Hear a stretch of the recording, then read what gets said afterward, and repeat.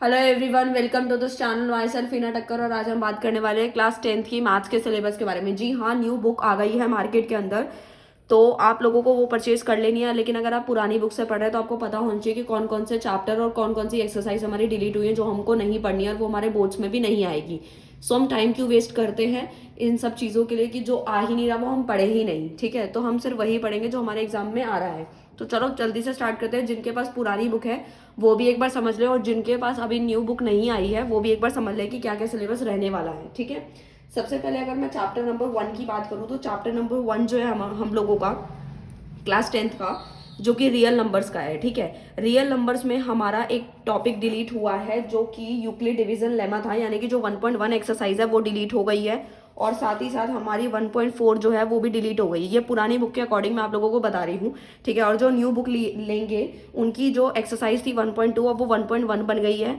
ठीक है, इस तरीके से। और जो 1.3 एक्सरसाइज थी वो अब 1.2 बन गई है। राइट, उसके बाद अगर हम चैप्टर नंबर 2 की बात करें तो चैप्टर नंबर 2 जो है वो हमारा कौन सा है, पॉलिनोमियल्स का है। ठीक है, पॉलिनोमियल्स। पॉलिनोमियल में हमारी कौन सी एक्सरसाइज डिलीट हुई है, तो यानी कि जिनके पास पुरानी बुक है उनको 2.3 नहीं पढ़ना और 2.4 नहीं पढ़ना, ये डिलीट हो चुका है। ठीक है, तो ये आपको समझ आ गया होगा। उसके बाद अगर मैं चैप्टर नंबर 3 की बात करूं तो चैप्टर नंबर 3 जो है वो हमारा है pair of linear equation in 2 variable.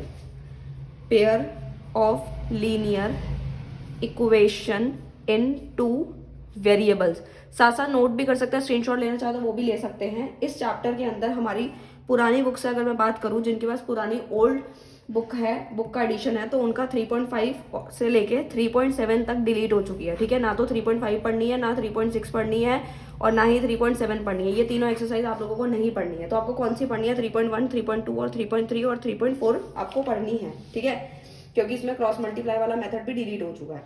उसके बाद अगर चैप्टर नंबर 4 की बात करूं, क्वाड्रेटिक इक्वेशन की, क्वाड्रेटिक इक्वेशंस। ठीक है, जो क्वाड्रेटिक इक्वेशन है उसमें से हमारा क्या चीज डिलीट हुई है, तो उसमें से हमारी 4.3 एक्सरसाइज जो है, जिनके पास पुरानी बुक है 4.3 डिलीट हो चुके हैं, वो आपको नहीं पढ़नी है। ठीक है, उसके बाद अगर मैं चैप्टर नंबर 5 की बात करूं जो कि हमारा अर्थमेटिक प्रोग्रेशन है, यानी एपी वाला चैप्टर है, उसमें कुछ भी डिलीट नहीं हुआ, नो डिलीशन। ठीक है, तो ये आपको नहीं पढ़ना। उसके बाद अगर मैं बात करूं चैप्टर नंबर 6 के बारे में, तो चैप्टर 6 जो है वो हमारा है ट्राइंगल्स का, ट्राइंगल्स, जिसमें से हमारा क्या डिलीट हुआ है, तो 6.4।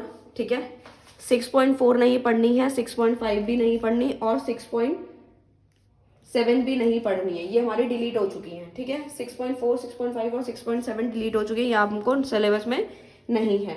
ठीक है, अगर मैं उसके बाद बात करूं चैप्टर नंबर 7 की, राइट, चैप्टर नंबर 7 जो है हम लोगों का वो है कोऑर्डिनेट ज्योमेट्री। कोऑर्डिनेट ज्योमेट्री, जो कि 7.3 वहां से डिलीट हो चुकी है। ठीक है ना, अब 7.1 पढ़नी है और 7.2 पढ़नी है, और 7.3 हमारी डिलीट हो चुकी है। उसके बाद अगर चैप्टर नंबर 8 की बात करूं मैं, तो चैप्टर नंबर जो हमारा इंट्रोडक्शन टू ट्रिग्नोमेट्री जो है वहां से 8.4 जो थी पुरानी बुक जिनके पास है, 8.4 वहां से डिलीट हो चुकी है, वो आपको नहीं पढ़नी है। यानी कि ये आपको समझ आ गया होगा।